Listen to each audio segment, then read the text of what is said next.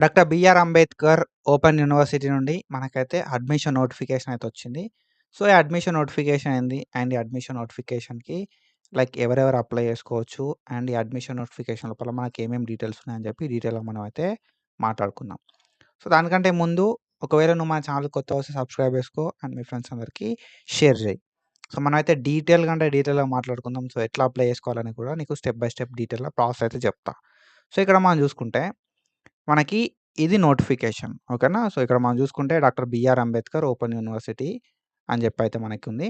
So, ఈ notification అనేది 2025, 26 academic ఇయర్‌కి సంబంధించిన ఓపెన్ ఎవరైతే చేద్దాం అనుకుంటారో దానికి సంబంధించిన నోటిఫికేషను.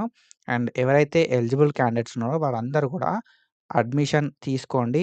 అండ్ అడ్మిషన్స్‌కి ఎవరైతే ఎలిజిబుల్ ఉన్నారో వాళ్ళందరూ కూడా అప్లై చేసుకోండి అని చెప్పి మనకి ఇక్కడ ఇయ్యడం అయితే జరిగిందన్నట్టు. ఓకేనా. సో, మనకి ఏమేం ప్రోగ్రామ్స్ ఉన్నాయి మరి అంటే బీఏ కావచ్చు, బీకామ్ కావచ్చు, బీఎస్సీ కావచ్చు, ఎంఏ కావచ్చు, ఎంకామ్ కావచ్చు, ఎంఎస్సీ కావచ్చు, ఎంబీఏ కావచ్చు. అండ్ దాని తర్వాత డిప్లొమా సర్టిఫికేట్ ప్రోగ్రామ్స్, డిప్లొమాస్ గానీ, ఓకేనా. ఎంఎల్ఐఎస్‌సిస్ కావచ్చు, బిఎల్ఐఎస్‌సిస్ కావచ్చు మనకైతే ఇక్కడ ప్రొవైడ్ చేయడం అయితే జరుగుతుందన్నట్టు. సో, మనకిక్కడ చాలా ఇన్ఫర్మేషన్ అయితే ప్రొవైడ్ చేషిర్రు. సో, ఇక్కడ వీళ్ళు ఏమేమి ప్రొవైడ్ చేషిర్రు అంటే, సో, ఏదైతే ఏమేం ప్రోగ్రామ్స్ వీళ్ళు ప్రొవైడ్ చేస్తున్నారని చెప్పి వీళ్ళిక్కడ ఇన్ఫర్మేషన్ ఇచ్చిర్రు. అండ్ ఏ మీడియం అని చెప్పి ఇన్ఫర్మేషన్ ఇచ్చిర్రు. డ్యూరేషన్ ఎంత ఉంటది, ఎవరెవరు ఎలిజిబుల్ అయితారో అని చెప్పి ఇక్కడ ఇచ్చిర్రు. అండ్ ఎంత ఫీ ఉంటదని చెప్పి మనకైతే ఇచ్చిర్రు. So, depending upon your eligibility మనమైతే ఈ కోర్సెస్ అయితే ఓపెన్ లోపల చేసుకోవచ్చు. అంటే కాలేజ్ ఎళ్ళకుండా డైరెక్ట్ పోయి ఎగ్జామ్స్ అయితే రాసుకోవచ్చన్నట్టు. ఓకేనా.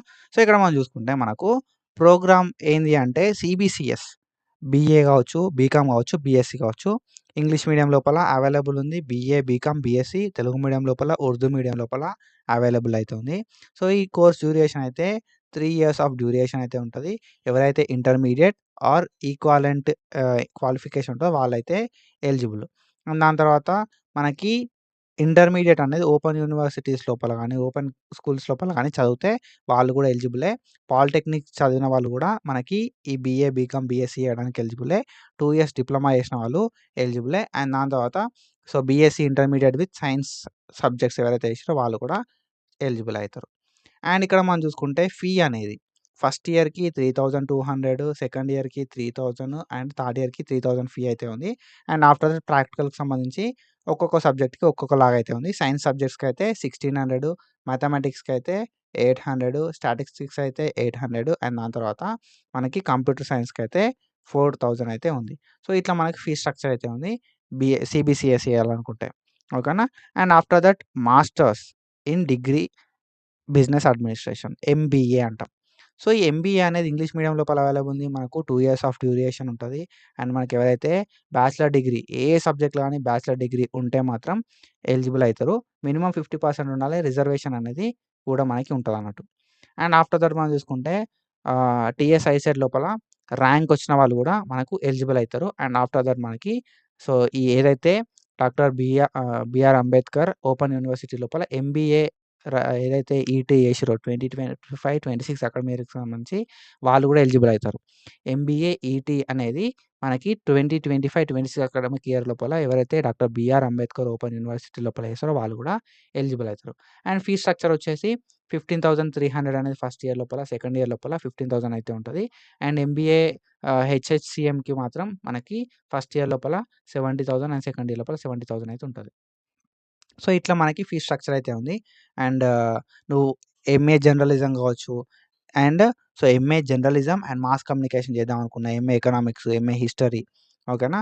సో, మనకిక్కడ ఏందంటే ఏ డిగ్రీ చేసినా గూడా నువ్వైతే ఎంఏ జర్నలిజం చేసుకోవచ్చు, ఎంఏ ఎకనామిక్స్ అండ్ దాని తర్వాత MA history, public administration and MA political and దాని తర్వాత ఎంఏ ఇంగ్లీష్ అయితే ఉందన్నట్టు. సో, ఏవైతే మనకు MA journalism and mass communication తప్ప అండ్ ఈ ఎంఏ ఎకనామిక్స్ ఇవన్నీ గూడా మనకి తెలుగు మీడియం లోపల అవైలబుల్ ఉన్నాయి. And MA Telugu, Telugu medium లోపల ఉంది. ఎంఏ ఇంగ్లీష్ అనేది ఇంగ్లీష్ మీడియం లోపల ఉంది. ఎంఏ సోషాలజీ గాని, పొలిటికల్ సైన్స్ గాని, పబ్లిక్ అడ్మినిస్ట్రేషన్ ఇవన్నీ గూడా మనకి తెలుగు మీడియం లోపల అవైలబుల్ ఉన్నాయి. సో, ఇవన్నీ గూడా మనకి ఎంఏ గాబట్టి 2 ఇయర్స్ ఆఫ్ డ్యూరేషన్ ఉంటది. బ్యాచిలర్ డిగ్రీ చేసిన ప్రతి ఒక్కరు గూడా ఎలిజిబుల్ అయితారు. అండ్ ఫీ స్ట్రక్చర్ గూడా మనకి సేమ్.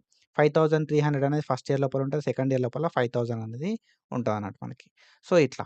అండ్ ఎంఏ తెలుగు ఎవరైతే చేద్దాం అనుకుంటారో వాళ్ళైతే బ్యాచిలర్ డిగ్రీస్ లోపల తెలుగు అనేది సెకండ్ లాంగ్వేజ్ లాగా ఉండాలి. అదొక కండిషను. అండ్ ఆఫ్టర్ దట్ మనకి సో, ఎవరైతే లైక్ రికగ్నైజ్డ్ బోర్డ్ నుండి రికగ్నైజ్డ్ ఈక్వాలెంట్ బోర్డ్ నుండి బీఏ అయితే పాస్ అయ్యి ఉండాల్సి ఉంటదన్నట్టు. సో, ఇట్లా. అండ్ ఆఫ్టర్ దట్ ఏందంటే బ్యాచిలర్ డిగ్రీ అనేది మనకు డాక్టర్ బిఆర్ అంబేద్కర్ యూనివర్సిటీ లోపల చేసిన వాళ్ళు కూడా ఎలిజిబుల్ అయితారు. అండ్ ఎంఏ హిందీ చేయాలనుకుంటే మనకి సేమ్ బ్యాచిలర్ డిగ్రీ ఉండాలి.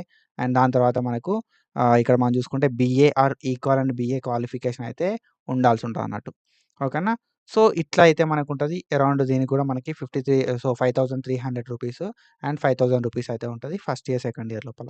సో, ఇట్లా మనకి డిఫరెంట్ కోర్సెస్ అయితే ఉన్నాయి. అండ్ నేను ఈ పీడీఎఫ్‌ని అయితే మీకు ప్రొవైడ్ చేస్తా. ఓకేనా? సో, ఇక్కడ మనం స్పెషల్‌గా డిస్కస్ చేయాల్సిందేంటంటే మనకు ఈ ఎంఎస్సీ ఎవరైతే చేద్దాం అనుకుంటే ఎంఎస్సీ అనేది 2 ఇయర్స్ ఆఫ్ డ్యూరేషన్ ఉంటది. అండ్ బ్యాచిలర్ డిగ్రీ అనేది ఉండాల్సి ఉంటది. ఓకేనా? సో, ఒక్కొక్క దానికి ఒక్కొక్క ఎలిజిబిలిటీ అయితే ఉంటది. మీరనుకున్న లైక్ ఏదైతే మీరు చేద్దాం అనుకుంటున్నారో అది దానికి మీరు ఎలిజిబుల్ అయితారా? కాదా? అని చెప్పి మీరైతే చెక్ చేసుకోరి. ఈ పీడీఎఫ్ అనేది నేను మన టెలిగ్రామ్ లోపల ప్రొవైడ్ చేస్తా. ఓకేనా? సో, ఈ టెలిగ్రామ్ లోపల మనం ఈ పీడీఎఫ్‌ని అయితే ప్రొవైడ్ చేస్తాం. అండ్ ఇంకొంచెం స్పెషల్‌గా మాట్లాడుకోవాల్సిందేంటంటే మనకి డిప్లొమా సర్టిఫికేట్ ప్రోగ్రామ్స్ ఉంటాయి. ఓకేనా? సో, డిప్లొమా సర్టిఫికేట్ ప్రోగ్రామ్స్ ఉంటాయి. సో, మనకి డిప్లొమా లోపల గూడా ఎవరైతే బ్యాచిలర్ డిగ్రీస్ చేసిర్రో వాళ్ళకి ఎలిజిబిలిటీ ఉంటది.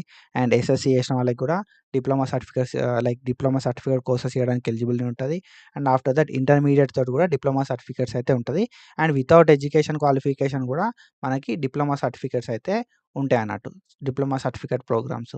సో, వాటికి ఫీజెస్ గూడా ఉంటాయన్నట్టు మనకి. ఓకేనా? సో, డిపెండింగ్ అపాన్ మీరెంత పెట్టుకుంటారు ఫీజు అనే దాన్ని బట్టి మీరైతే మీరు అనుకున్న కోర్స్‌ని పర్స్యూ చేయండి. అండ్ ఇక్కడ మనకేందంటే ఇది మన నోటిఫికేషను. ఈ నోటిఫికేషన్‌కి సంబంధించి మనకు యూజీ గావచ్చు, పీజీ గావచ్చు అందరికి గూడా ఒకటే షెడ్యూల్ ఉంది.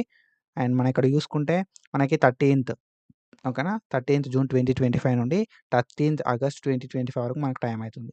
13థ్ జూన్ 2025 నుండి 13థ్ ఆగస్ట్ 2025 వరకు మనకి టైం అయితే ఉంది అప్లై చేసుకోవడానికి. సో, మీరు ఏదైతే అనుకుంటున్నారో ఆ కోర్స్‌ని మీరైతే పర్స్యూ చేయాలి. సో, మీరు ఎలిజిబిలిటీని కూడా చూసుకొని ఫీ స్ట్రక్చర్‌ని కూడా చూసుకొని పాసిబిలిటీ ఎట్లా ఉంటే దాన్ని బట్టి మీరైతే అప్లికేషన్ ప్రాసెస్ అయితే చేసుకోవాలి. మనం ఇది అప్లై చేసుకోవాలనుకుంటే మనకి ఎట్లా అప్లై చేసుకోవాలంటే మనకిక్కడ 3 వెబ్‌సైట్స్ అయితే ఇచ్చిర్రు. ఈ వెబ్‌సైట్ లోపలికొచ్చి మనం అప్లికేషన్ ప్రాసెస్ అయితే కంప్లీట్ చేసుకోవడానికి ఛాన్స్ అయితే ఉంటదన్నట్టు. అండ్ ఇక్కడ మనం చూసుకుంటే మనకి ఈ అప్లికేషన్ కంప్లీట్ చేయడానికి పక్కాగా నీకు ఆపర్ ఐడీ అయితే ఉండాల్సి ఉంటది. అండ్ డీఈబీ ఐడీ అయితే ఉండాల్సి ఉంటదన్నట్టు. సో, ఇవి మీరు ఫస్ట్ క్రియేట్ చేసుకున్న తర్వాతనే మీరైతే ఈ ప్రాసెస్‌ని కంప్లీట్ చేసుకోవడానికి ఛాన్స్ అయితే ఉంటది. సో, ఫస్ట్ ఇదేందంటే డీఈబీ ఐడీ అనేది ఎవరైతే ఓపెన్ లోపల చదువుతారో వాళ్ళకి డీఈబీ ఐడీ అనేది ఉంటది. అండ్ ఆపర్ ఐడీ అయితే నార్మల్ రెగ్యులర్ చేసినోళ్ళకి ఆపర్ ఐడీ అయితే ఉంటది. So, these 2 both are same. కొంచెం ఈక్వల్లీ సేమే ఉంటాయి. ఓపెన్‌లో చేసినోళ్ళకేమో డీఈబీ ఐడీ అయితే ఉంటదన్నట్టు. అండ్ ఏదైతే మనం ఈ అప్లికేషన్ చేసుకోవాలంటే మనం అఫీషియల్ వెబ్‌సైట్‌కైతే రావాల్సి ఉంటదన్నట్టు. అఫీషియల్ వెబ్‌సైట్‌కొచ్చి మనకి ఈ నోటిఫికేషన్‌కి సంబంధించి ఫస్టే ఉంది అడ్మిషన్ నోటిఫికేషన్ చెప్పి దాని మీద మనం క్లిక్ చేయాల్సి ఉంటది. క్లిక్ చేసిన తర్వాత మనకు ఈ పోర్టల్ అయితే ఓపెన్ అయితదన్నట్టు. ఓకేనా? సో, ఇట్లా మనకి ఓపెన్ అయితది. సో, మనకి ఎట్లా ఓపెన్ అయితదంటే ఇట్లా ఓపెన్ అయితది.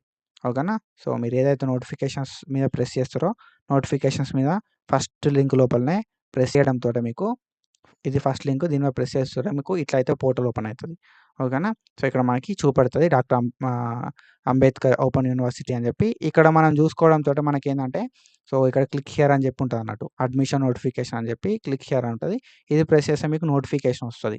అండ్ ఇక్కడ మీరు కిందకొస్తే ఏందంటే registration for tuition fee payment for academic year అని ఉంది గదా! ఇందులోపల మీరేం చేయాలి గదంటే యూజీ ఫస్ట్ ఇయర్ అనే దాని లోపల మనం ఇక రిజిస్ట్రేషన్ చేసుకోవడానికి ఫస్ట్ లింక్ అయితే క్లిక్ చేయాల్సి ఉంటది. సో, ఇదంతెందుకు నేను మన టెలిగ్రామ్ ఛానల్ లోపల మీకు దీన్ని ప్రెస్ చేసేతోటే ఇది ఓపెన్ అయితది. ఓకేనా?